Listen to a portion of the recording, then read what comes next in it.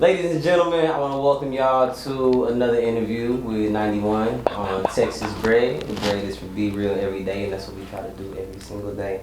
Now, I want to let y'all know there has been one thing on my mind, and that's been Coochie. I mean, I wake up, I was thinking about Coochie.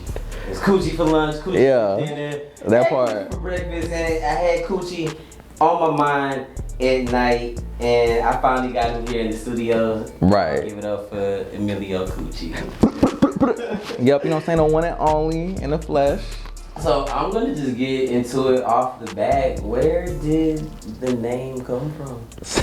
So, my real name is Emilio. I think it was like back in like 2014, I was trying to like change my IG name. Mm-hmm.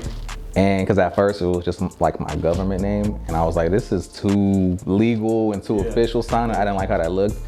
So I was trying to think of like what famous people are named Emilio. And Emilio Estevez, the actor, came to mind. And then Emilio Coochie, the designer, came to mind. And instantly I was like, I could flip Poochie to Coochie. And that's what I did. And just ever since then, I'm Coochie. It just came to you. It just came, yeah. That's it. Okay, but you don't eat it. But I don't eat it. Yeah, that part. You know what I'm saying? Emphasis on that. Coochie, AKA, nope, I don't eat it. Okay.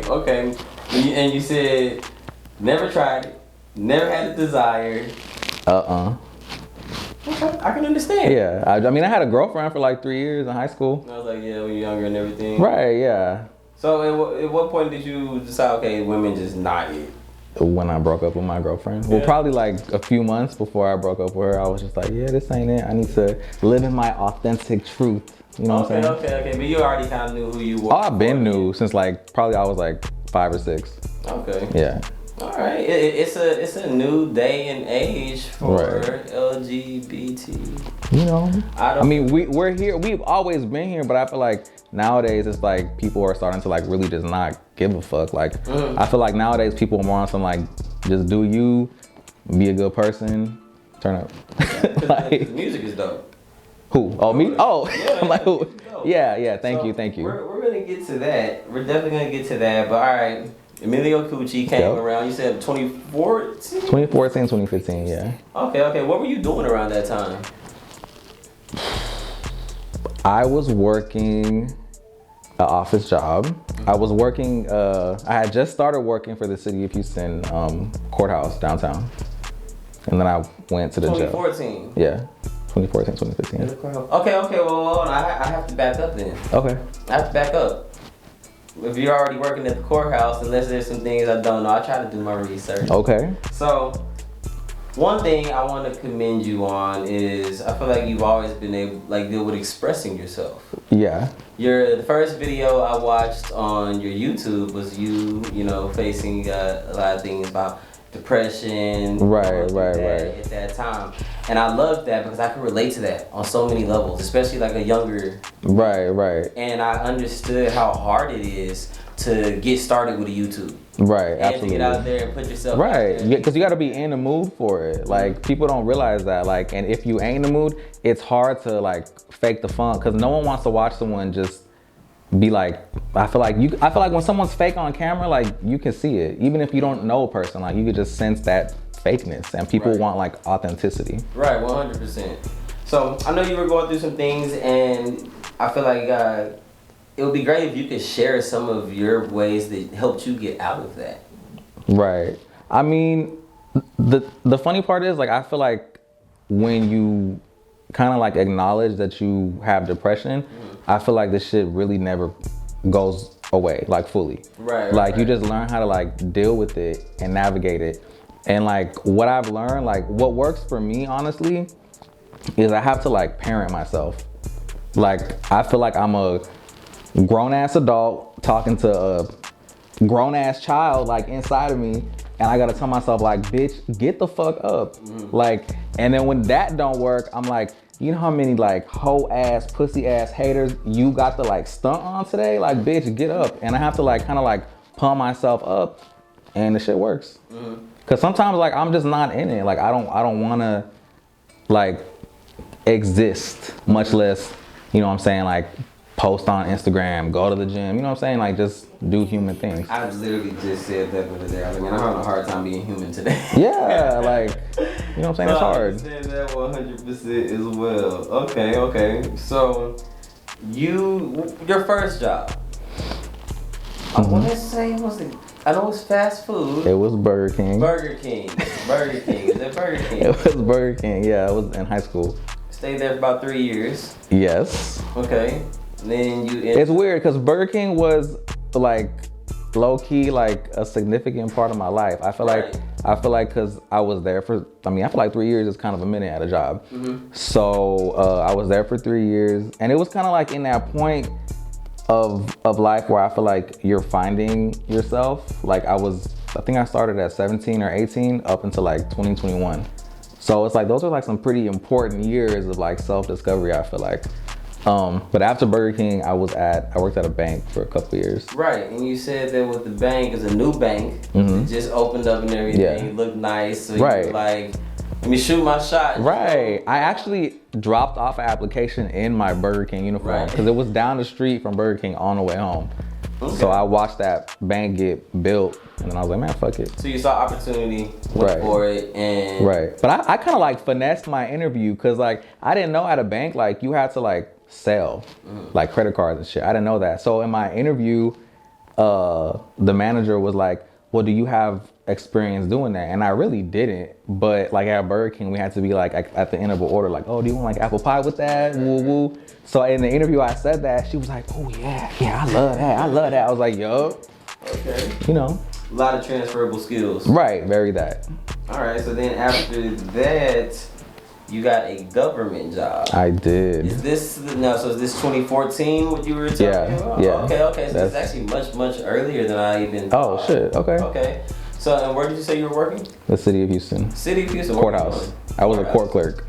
Clerk. Yeah. What all does that consist of? I've had to deal with a couple of clerks in my time. Well, you know, I eventually became a lead clerk, but basically, a lot of bullshit, honestly. You know what I'm saying? Like, I feel like I'm not like no rude ass dude. And instantly what I learned is no one wants to go to the courthouse. Yeah. So like, I'm like... Not even the people that work there? Fuck no, especially them. Those old ladies been there since the 80s. Like they are like stuck in their ways in life and at work. That shit is miserable. Nah, but like I would like get people at my window and me just being nice. I'm like, oh, hey, how you doing today? Whatever. And they would be like, man, I'll be better if the city wasn't trying to take my money. And I'm like, that ain't got shit to do with me. Yeah, like, right. I'm like, my bad. Like, okay. But you come across some people because like we also did weddings and shit. So like it was kind of like, okay, like that was cool. But I mean, just like bonds, get people out of jail, pay parking tickets, shit like that. You had to work on weekends. I did have to work on weekends because I was a lead. So like I had to like, you know what I'm saying, like be in charge. Right, okay. So you got that job. How did you get that one? Was that one that you also just kind of shot your shot? Pretty much, yeah, honestly. Okay. So you have a reputation for shooting your shot and hitting the target. Yeah, you know what? You're the first person to ever say that, but yes, actually, yeah. I was kind of getting there. So I was like, okay, this popped up and this popped up. Right. After that, your next job came from you shooting a really big shot. Right. So one day you're sitting at home, you're on Snapchat, and you DM Meg Thee Stallion. Yep. And tell us what you said. So, I had already made like a little graphic for her. Just because I saw her on Twitter, I was like a fan first. And her cipher was going viral at the time. I think it was like the end of 2017. And I DM'd her on Snapchat and I was just like, yo, like I do photo and video, like would you be down to like get some BTS like for your YouTube? I would love to do it, I'm a big fan. And she was like, yeah, I'm down. Like reach out to my manager, who at the time was her mother. And after that, it was history. So shooting your shot again. Right. Now just shooting forward, I gotta ask, okay, where do you shoot your shot at next? Music. Okay. You know what I'm saying? Like I'm focused and I'm locked in. I'm still like definitely very much heavy into like photography and video. Right, right. So I wanted to get into that as well because there's a lot of holes in this story that I'm trying to piece together. Okay, I mean, So, shit, whatever. You reached out to Meg Thee Stallion and said, Okay. hey, let me do some of this stuff for you when it comes to vlogging and social media. Right, right. So her mom, she had wrote back and she said come out this Saturday that they had a video shoot, and I was like, shh. Because you work on weekends. Right. So I called in sick. I was like, Sick you know what I'm saying? Bury that. I'm like, I'm sick. I can't make it. Zoop. I went to the studio. I met Meg, and yeah. Okay, so, and then what? Then after y'all, it goes great. It goes great. Like Yeah. I do. Like I sent her her vlog. She loves it. And then Can we watch after the that, first vlog that you did for her? Is it out there? yeah, it's a Hottie World episode 1 on her YouTube Episode channel. 1. Yeah, Hottie World, episode 1, the first one. yeah.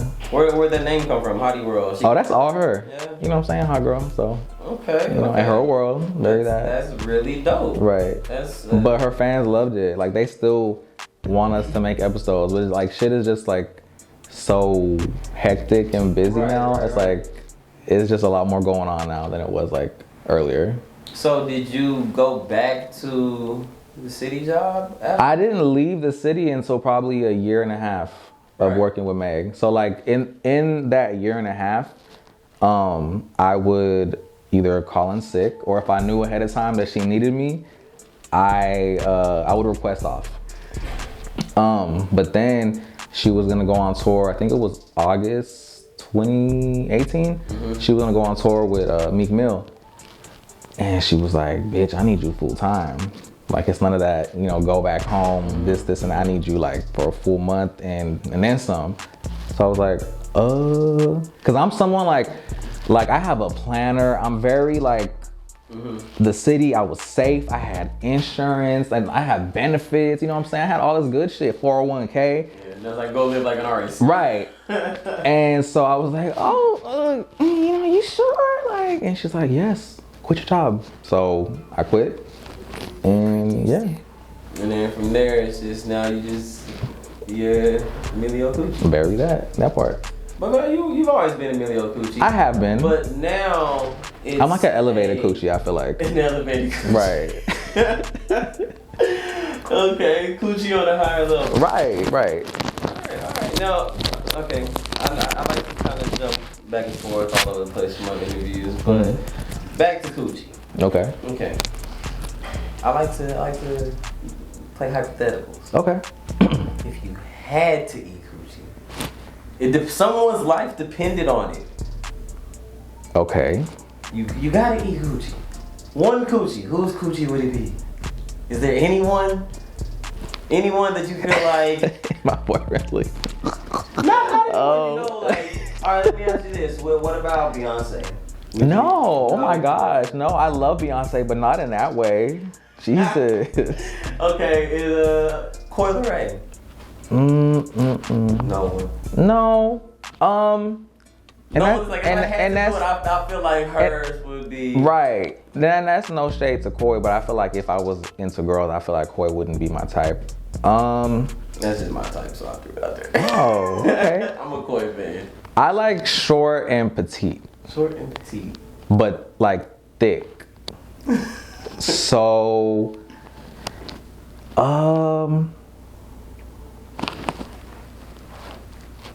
probably like Ice Spice is coming to mind. Okay. Because she's like so short, little, fat ass. You know what I'm saying? Like I would be into that. Earlier, we were listening to your music, and I said I could hear him on the song. Would I Spice? I would love that. Yeah. There was one track that you have that, man, you're going in on it. It was The Heart, or it was something freestyle. It's like the second one on your page. Was it Quiet Storm freestyle? Quiet Storm. Okay. You went in on that. Thank you. It was very personal. It was a lot of emotion. You talked about your mom, working. Right. You know, a lot of things like that. I gotta give you props on that one. Thank you. Your music has a lot of range. Okay, yeah. A lot of range. I mean, cause I be everywhere, so like my brain just be like on 100 at all times. I wish actually, you know what? I'm gonna pull it up right now, and everybody who's watching, you know, look them up as well. Let's talk about some of these tracks that you've put out. Okay.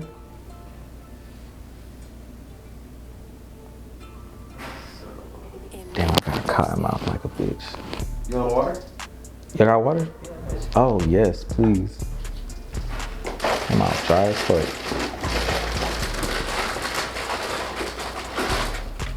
Thank you. Alright. He was like, hey, who's Coochie?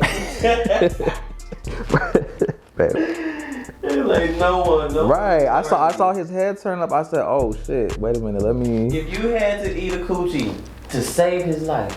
To save his life? Yeah. Whose Coochie would you eat? It gotta be somebody that you like just. I've been gay all my life, so. Yeah, nobody. I mean. He gonna say young ma.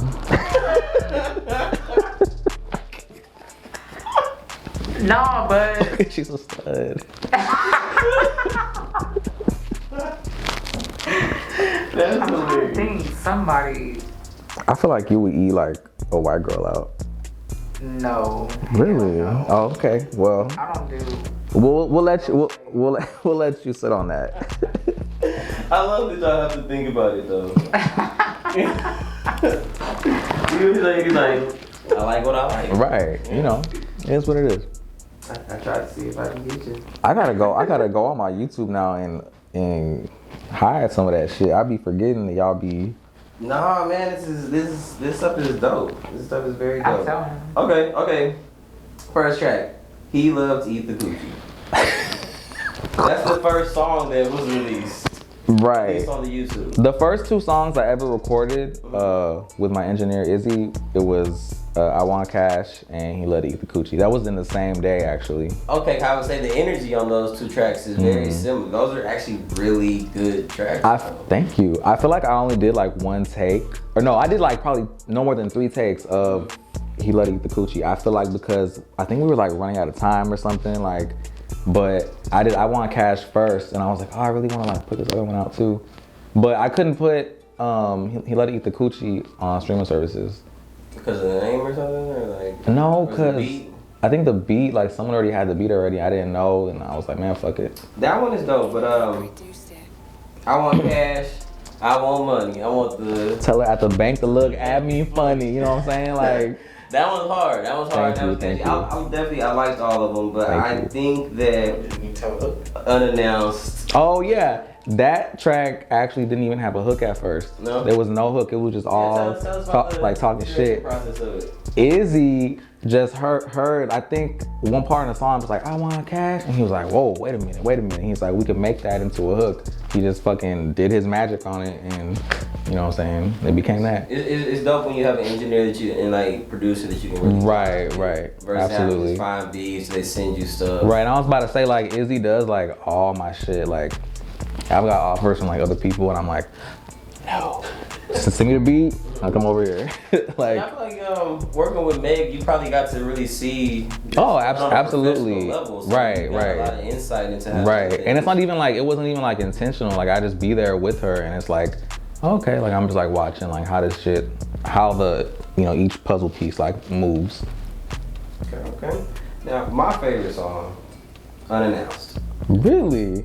Yeah, that one is dope. Okay. That one is dope. Thank you, I appreciate that. I was telling my DJ, I was telling 420, I was like, that song, it takes me to a place that, you ever listen to Erase Me by Kanye and Kid Cudi? Man, I feel like someone just told me to, You gotta listen to that one. The feeling I get when I listen to that song, that's what I get with that song as well. You know, it's certain parts I like, certain range in it. It's one part where you're kind of doing like a call and repeat. Is it the hook? How's the hook going? It's needing you, bleeding you. Yeah. It's a part after that.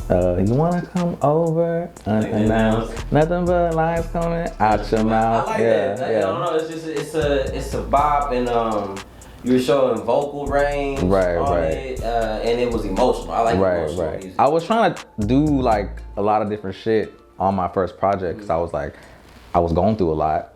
And I just had a lot of shit to say. Good, bad, sad. Like I wanted to sing it. I wanted to fucking talk it, rap it. Like I just wanted to get it off my chest. Yeah, keep your music emotional. Yeah, okay. Yeah. For real. I feel like that is kind of like my strong suit on the cool. Like I just. Your other ones are fun. Yeah. They're really fun. The videos. Oh wow. The videos are crazy. I think it was I Want Cash. All the videos are dope though. So let's talk about the videos as well. Mm-hmm. And we gotta go back. I never got to, when did a camera come into your life? High school. High school. Okay. I was in a yearbook kind of class, and they gave us cameras to like fuck with and take home one day. And I was heavy on MySpace, so like I really wanted to like have my photos look like the influencers from like back in the day. And you know what I'm saying? Like I took some pictures of myself in the mirror, and I posted them hoes on MySpace, and I was like, man, these photos are kind of hard. Like I like the quality. And then my mom bought me my first camera. What was your first camera? A Canon T3i. Okay. It was like 2011, 2010. Okay. So you got nice with the camera pretty early on. Cause I figured by the time you got to Meg. Low key, not like early on. Yeah, I was like nice with it. Like, yeah. You know, yeah. I had practice at school taking like my classmates like senior pictures and shit.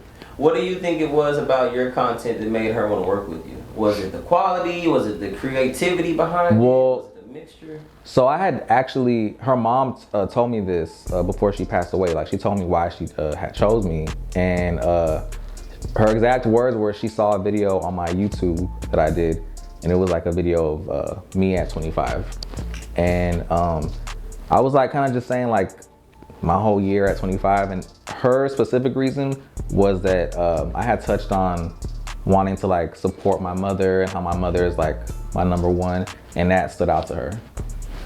So putting those emotions out there, right? You see what happens. Yeah, right. That honesty. Yeah, you know what I'm saying? That's dope, bro. Yeah, that's thank you. Very dope, man. So your creative direction, who's behind these videos? Is it you and Izzy? Is it the team or me? And so for I Want Cash, this dude named Ant, he sent me a treatment for it, and I fucked with it. I was like, this is my first video, like my first video, like actually like coughing up some change for it. You know what I'm saying?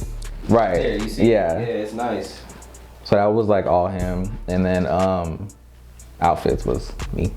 Okay. What about this one for unannounced? So for unannounced, I kind of had the idea in my head. The thing with that video was there's like a studio somewhere in Houston. It's a really it's like a photo studio, and it has like a vintage fake hotel room in it. And that hole is fire. I never been, but I'm always like on Instagram looking. So I was like, I want to shoot there. And then my friend came out from LA to shoot with me, and I had forgot to book the space. So I was like, man, fuck it. Like I'll just find like a cheap hotel like in real life.